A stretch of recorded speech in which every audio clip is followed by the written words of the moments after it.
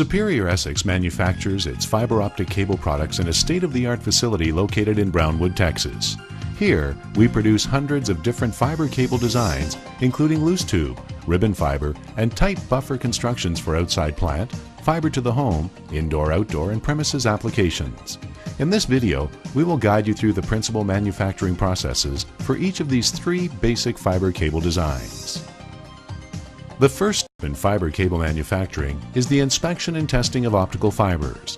While Superior Essex does not manufacture its own optical fibers, each manufacturer that supplies our optical fiber glass must meet exacting requirements for performance and reliability. This approach allows us to offer our customers a choice in the brand of optical fibers selected for the finished cable and gives Superior Essex supply flexibility in the event of optical fiber shortages. The optical fiber received by Superior Essex can vary in length from 4,400 to 50,000 meters and is categorized based on fiber performance characteristics. As part of our manufacturing process, every optical fiber within every fiber cable product can be traced throughout each step of production. The clear glass fibers initially undergo one of two types of coloring processes: UV inking, which colors it in preparation for ribbonizing, and loose tube processes, or tight buffering, which provides both color and a protective coating. In the UV inking process, a specialized ink is coated onto each optical fiber. One of 12 colors is used to properly identify the optical fiber within the tube or ribbon in accordance with industry standards. After the inking step, the optical fiber quickly passes to a curing enclosure that rapidly cures the ink to form a permanent color coating and then wound onto a take-up reel. The color-coated fiber is now ready to be put into loose tube or made into ribbon fiber. For tight buffer cable products, a colored PVC coating is applied that increases the diameter of the fiber from 250 microns to 900 microns. This process is called tight buffering, which, in addition to providing a color to identify each fiber, allows the resulting cable to be flexible, yet rugged and easily mated to mechanical connectors. For these reasons, the tight buffered cable design is the preferred fiber cable design for indoor cable applications. At this point, fibers destined for loose tube or tight buffered cable proceed to the sheathing or tubing process. Fibers destined for ribbon fiber cables must undergo an additional intermediate step called ribbonizing. Fiber ribbons are created by serving 12, 24, or 36 individual fibers side by side into a coating die that encapsulates the fibers with a UV curable matrix material into a fiber array. In a process similar to the inking process, the ribbon leaves the coating die and passes through an intense ultraviolet light source that cures the matrix and solidifies the ribbon. The completed fiber ribbon is then wound onto a supply reel. Before the ribbon can be used in any cable, however, it must be tested to verify that its structure and dimensions meet specifications. A small length of ribbon is cut from the reel and placed under a microscope. A technician carefully examines the ribbon sample and fully documents the results. Only if the sample passes inspection can the reel go on to be used in a fiber optic cable. All three of the basic fiber cable designs, loose tube, ribbon fiber, and tight buffered cables, require some form of sheathing process. This is usually another intermediate step, but can be the final production step for small premises cable designs. Here we see a sheathing process for OSP fiber cable that begins with a number of reels of color-coded fiber loaded onto a machine that supplies each fiber at a constant rate under computer-controlled tension. The fibers come together and are fed into an extruder head that performs two main functions. First, a flow of moisture-blocking gel surrounds the fibers. Then, molten colored plastic is extruded around the fiber bundle to form a loose tube around the fibers. Immediately upon leaving the extruder, the hot, soft tube is passed through a long water-filled trough that slowly cools and hardens the tube. The completed tube is passed through an optical micrometer to verify its diameter is within specifications. It is then wound on a take-up reel to be used later in the cabling process. As part of our quality control process, we periodically test fiber tubes to verify that there is sufficient slack fiber within the tubes. This additional fiber slack, also called excess fiber length or EFL, allows the cable to expand and contract around the fibers without causing stress or attenuation problems. To perform this test, a section of a tube is placed on a special test fixture that accurately cuts it to a predetermined length. The tube is opened midway along its length and the fibers are removed.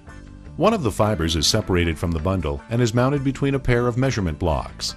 A micrometer wheel is carefully adjusted to just bring the fiber into tension. A digital readout displays the fiber length, which is then compared to the known length of the tube.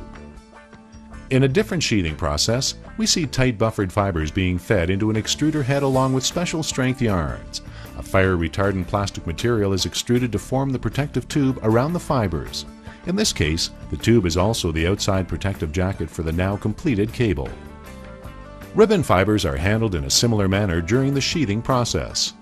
1 to 30 ribbons are oscillated in one direction prior to being fed into an extruder head, which forms the tube. This oscillation allows for a predetermined amount of fiber slack to be maintained within the tube. PFM gel or dry water blocking agents are also inserted prior to the tube being formed around the ribbons. Depending on the number of fibers required, multiple tubes of fibers may be needed to create the desired cable. The process of combining multiple tubes is called stranding.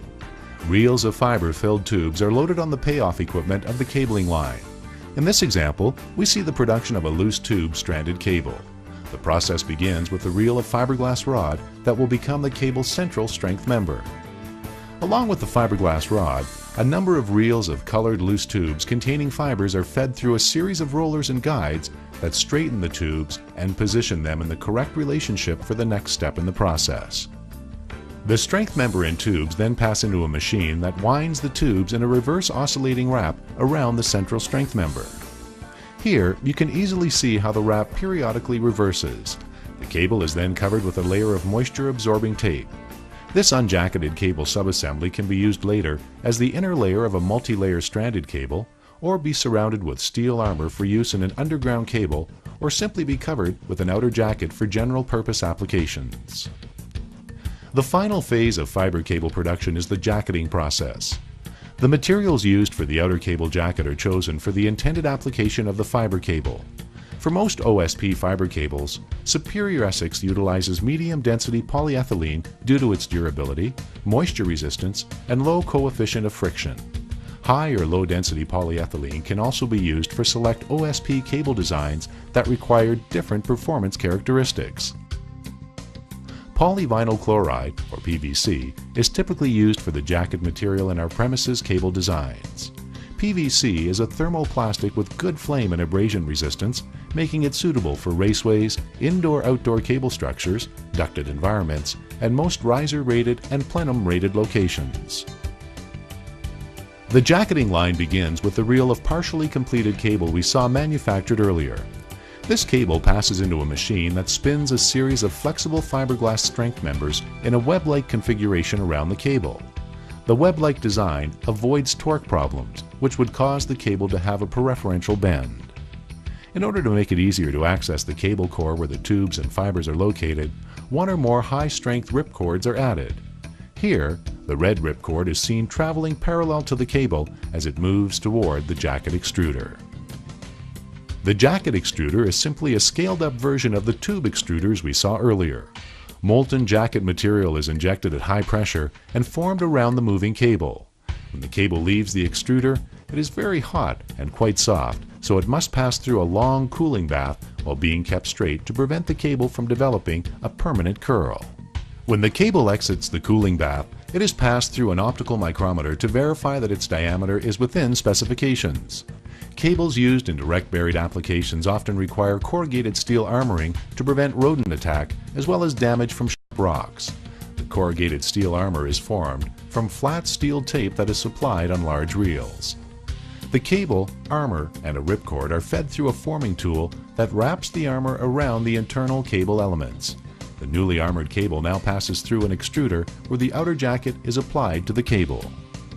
After jacket extrusion and cooling, the cable passes to the jacket printer. Here, a hot foil printing process transfers white ink into permanently indented print, which includes cable type, fiber count, date of production, footage or meter markings, and other required information. The completed cable is then wound onto large reels for shipment to the customer. However, one critical step still remains. The cable must go through our final test process to ensure that all fibers meet optical specifications established by Superior Essex. A short length of cable is prepared to expose the fibers to be tested. In this example, the technician is testing a ribbon fiber cable. All of the ribbons within the cable are prepared and inserted in test fixtures that are sequentially plugged into an automated test station. In this way, each fiber and every ribbon of the cable is quickly tested and compared against our specifications.